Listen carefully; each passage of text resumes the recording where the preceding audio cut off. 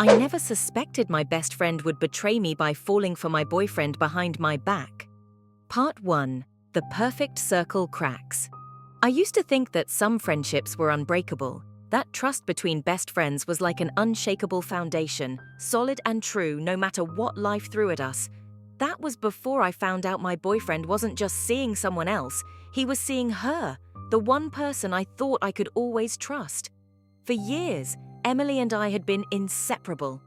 From middle school to adulthood, through heartbreaks and celebrations, she was my person, the sister I never had. We shared everything, or so I thought. We shared clothes, secrets, late-night talks, even dreams about the future, and I never imagined that the one thing I'd never share would be my boyfriend. When Jake and I started dating, Emily was the first to congratulate me. She smiled, hugged me, and told me how happy she was for us. I believed her. I wanted to believe her.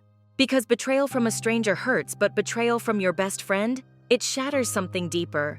Looking back, there were warning signs, small moments that now scream betrayal. The late texts, the nervous glances, the sudden secrecy. But I was blinded by love and loyalty. I pushed aside the doubts, telling myself Emily would never do something so cruel. Then came the day I saw them together. Not just together, but close, intimate, laughing like a couple, holding hands, like they were a secret world I was no longer a part of. The world stopped. My heart broke in a way I never knew was possible. I wanted to scream, to fight, to demand answers, but all I could do was stand frozen, watching the people I loved most become strangers in front of my eyes. How do you face someone who was supposed to have your back, only to realize they were the ones stabbing it? This is my story. A story of friendship turned to betrayal, love turned to heartbreak, and the painful journey to reclaim my own strength when everything I believed in crumbled. Part 2. The silent betrayal. When lies fill the space between us. In the days after I saw them, everything around me felt unreal, like the world had shifted just enough to leave me stranded somewhere unfamiliar and cold. I kept replaying the scene over and over in my mind. Jake's easy smile as he looked at Emily, the way their hands brushed, the laughter that wasn't meant for me. Every detail burned into my memory, refusing to fade. But confronting them, that felt impossible. Emily and I had been friends for so long, shared so much, that the thought of her turning against me was unbearable. My heart ached, but I wanted to believe there was some terrible misunderstanding. Maybe it was innocent, or maybe I was seeing things out of jealousy and fear. I tried to talk to Jake first, called him, texted him, but his answers were vague, distracted. "It's nothing," he said. "You're overthinking." His voice didn't carry the honesty I craved. Emily, too, was evasive. When I asked her directly, she smiled nervously and changed the subject. The silence between us grew heavier each day, full of things unsaid and truths denied. Meanwhile, I struggled to hold on to normal life. Friends noticed I was distant, work suffered, and sleep became a battleground where nightmares of betrayal haunted me. The worst was the isolation. Who could I turn to when my best friend had become the enemy? When the person I trusted most was the one breaking my heart? One evening, after another painful day, I found myself scrolling through our old photos, snapshots of laughter, late-night talks, shared dreams.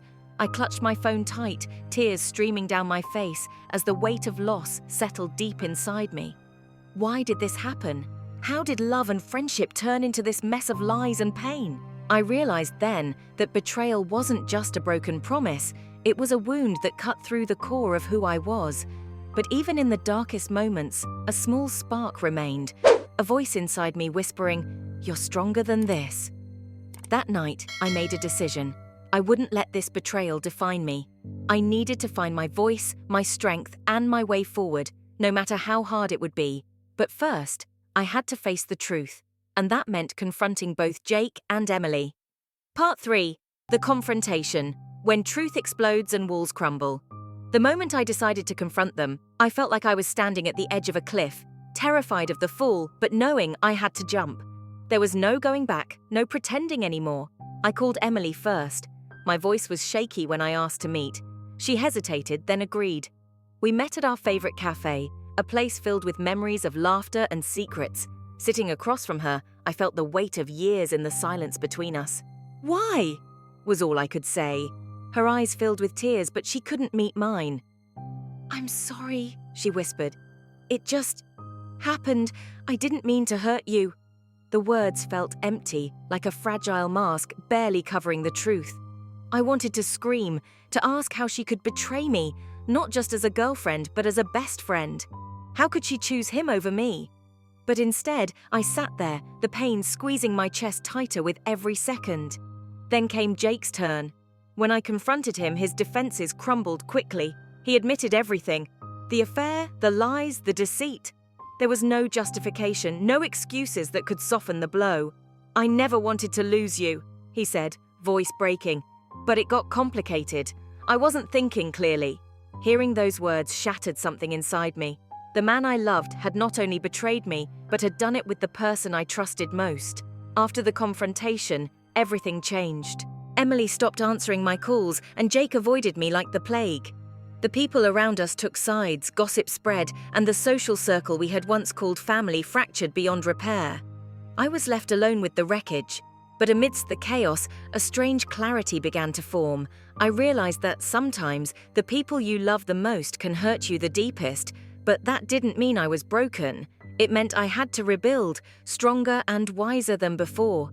Part 4. Picking up the pieces. Life after the fall. The days following the confrontation felt like I was living in a fog. Every step forward was heavy, as if the ground beneath me had turned to quicksand. My heart was raw and aching, my mind a constant battlefield between anger, sadness, and disbelief. Friends I once called family now avoided me, some subtly siding with Emily or Jake, others unsure how to be around the girl whose trust had been shattered. Social media became a minefield of whispered rumors and pointed glances. I had never felt so alone, even when surrounded by people. At work, I struggled to focus. My job, once a source of pride and accomplishment, became a reminder of everything slipping through my fingers. I caught myself staring blankly at the screen during meetings, the words from my co-workers blurring into a meaningless haze. At night, the silence was deafening. I lay awake, replaying moments that once felt so perfect. Dinners with Jake, late-night talks with Emily, the promises whispered under starlit skies. And then the lies, the secret meetings, the stolen kisses. The betrayal wasn't just about the affair, it was about the loss of trust, the breaking of bonds I thought were unbreakable. It was about questioning every memory, every smile, every word. But even as I fell deeper into despair, I knew I couldn't stay there forever. One morning, I woke up with a quiet determination. I refused to let their betrayal define me. I was more than the girl who was cheated on, more than the victim of a cruel twist of fate. I started small, forcing myself to get out of bed, to go to work, to answer messages.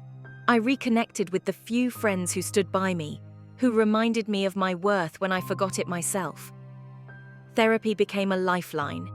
Sitting in that quiet room, pouring out my pain and confusion, I began to untangle the knots inside me.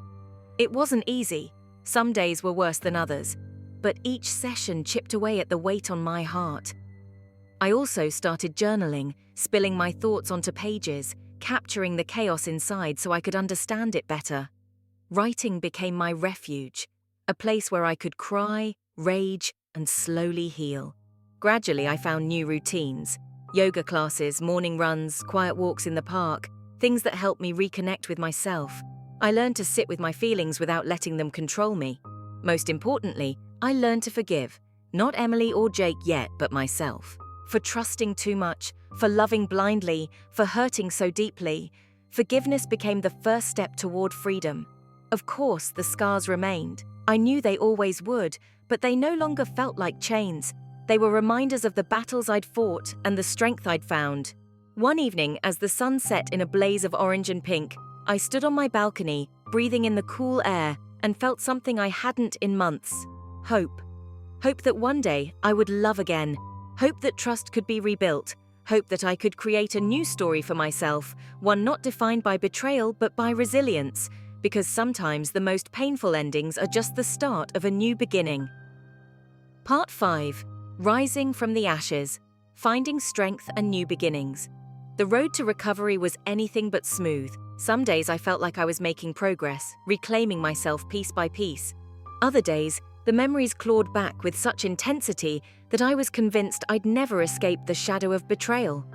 It was during one of those darker moments, that I realized healing wasn't linear. It wasn't a steady climb, but a jagged path full of setbacks, tears, and small victories. Accepting this truth gave me permission to be gentle with myself. I started focusing on what I could control, my choices, my boundaries, my happiness. I surrounded myself with people who lifted me up, not tore me down. Friends who reminded me of my worth, who celebrated my courage to keep going. I also found new passions that filled the void left by heartbreak. Painting, which I'd abandoned years ago, became a way to express emotions too complex for words. Each brushstroke was a release, a way to turn pain into beauty. One evening at a local art gallery showcasing amateur artists, I met someone new, Lucas. He was kind and genuine, with a quiet strength that drew me in.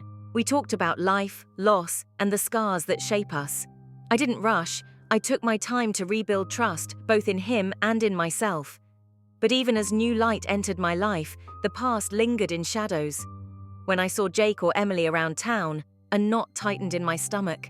Their betrayal wasn't something I could forget overnight, and sometimes I wrestled with anger and resentment that bubbled beneath my calm exterior.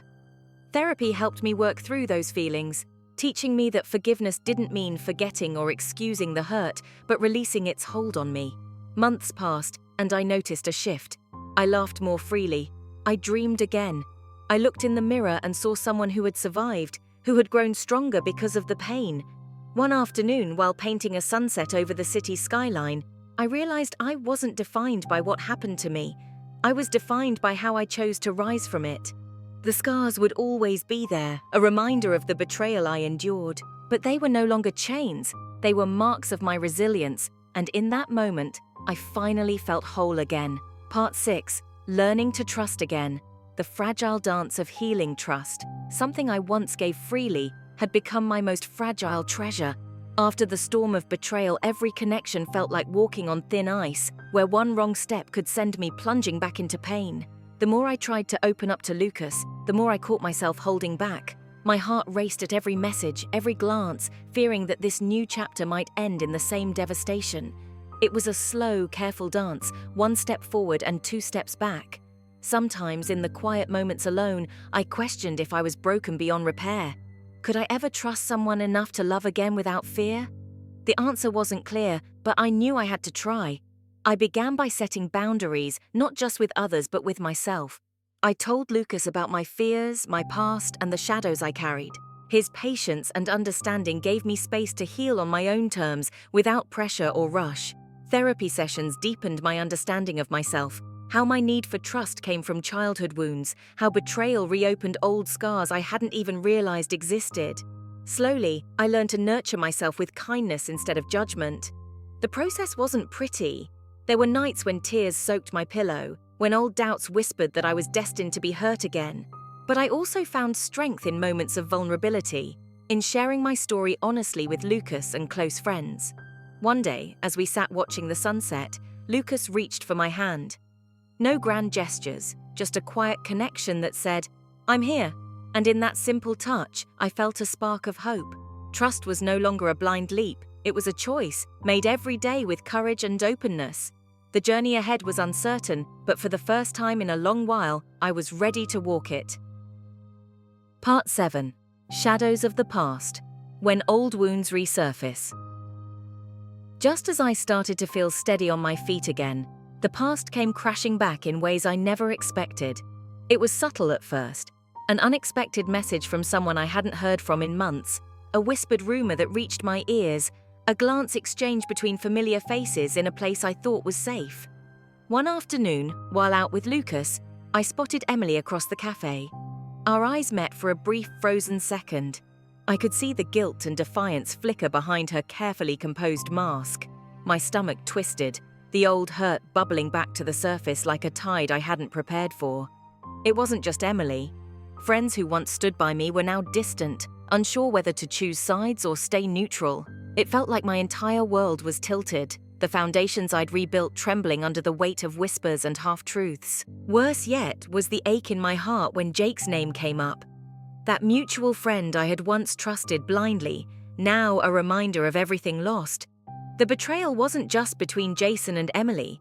It was a network of lies woven so tightly that it was impossible to untangle without pain. Some nights, I found myself retreating into solitude, the walls closing in as I struggled to shield my fragile heart from reopening wounds.